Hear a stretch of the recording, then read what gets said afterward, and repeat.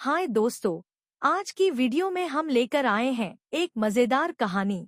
और इसी तरह के वीडियो को सुनने के लिए हमारे चैनल DM कार्टून वीडियो को सब्सक्राइब करें, लाइक करें और अपने दोस्तों के साथ शेयर करें। चलिए अब कहानी शुरू करते हैं। चमत्कारी बहू की लालची सास।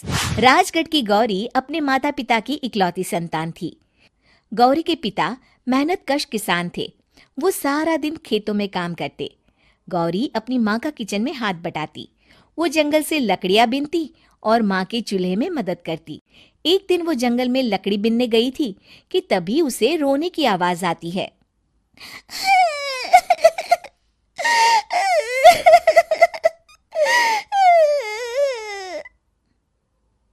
अरे, यहाँ कौन रो रहा है?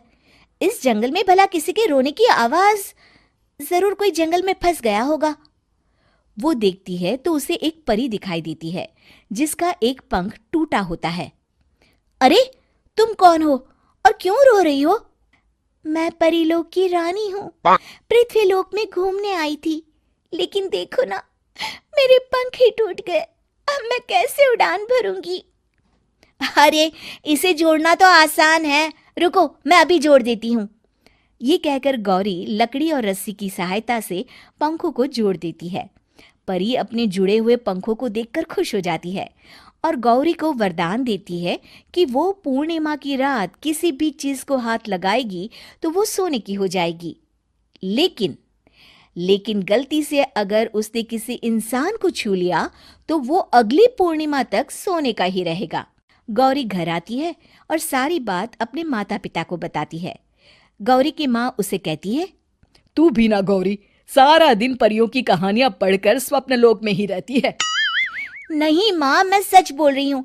देखो, आज पूर्णिमा की रात है ना, इसलिए डर के मारे मैं कोई सामान भी नहीं छू रही हूँ। अच्छा, ऐसी बात है बिटिया रानी, तो जरा इस घड़े को हाथ लगा दे। गौरी घड़े को जैसे ही हाथ लगाती है वो सोने का हो जाता है। गौरी के माता पिता घड़े को देखकर हैरान रह जाते हैं। अगले दिन गौरी के पिता उस घड़े को सुनार के पास बेचने जाते हैं तो रास्ते में उन्हें कंचा काकी मिलती है। वो सोने का घड़ा देखकर गौरी के पिता से पूछती है, अरे गौरी के बापू, ये पीतल तो बड़ा चमक रहा है।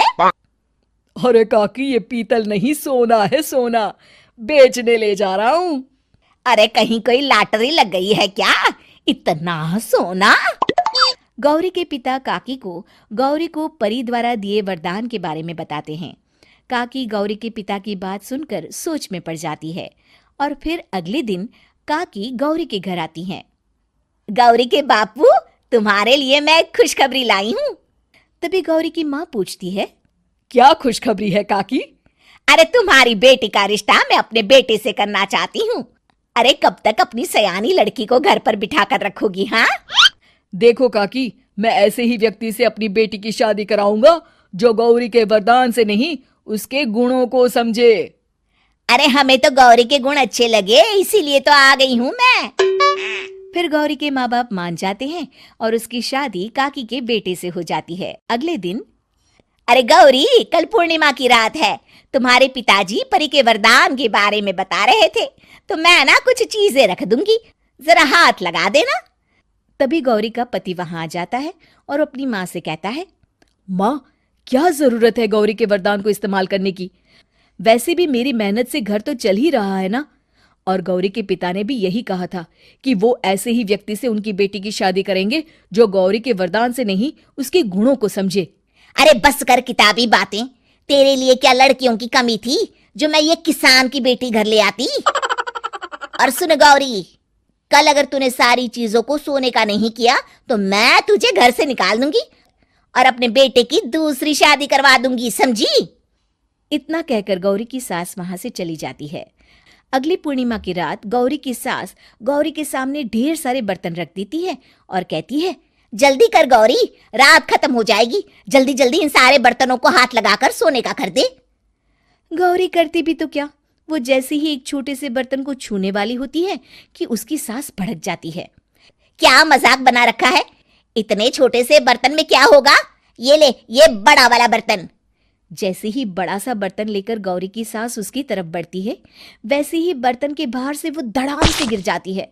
सास को गिरा देख गौरी उन्हें संभालने दौड़ती है और वो सास को हाथ लगाकर कहती है, अरे सासू माँ, क्या हो गया आपको? कहीं चोट तो नहीं लगी ना? लेकिन जैसे ही वो हाथ सास से हटाती है तो देखती है कि उसकी सास सोने की हो गई है। गौरी सोनी की सास को देखकर रोने लगती है और अपने पति से कहती है, मुझे परी ने कहा था कि अगर मैं किसी इंसान को हाथ लगाती हूँ तो वो अगली पूर्णिमा तक सोने का ही रहेगा। अब मैं क्या करूं? अरे करना क्या है, माँ को उठाकर अलमारी में रख दो। और हाँ, लालच का फल बुरा ही होता है। ज्यादा बड़े बर्तन को सोने का बनाने के चक्कर में माँ का ये हाल हुआ है। ये कहकर वो दोनों माँ की तरफ देखने लगते हैं।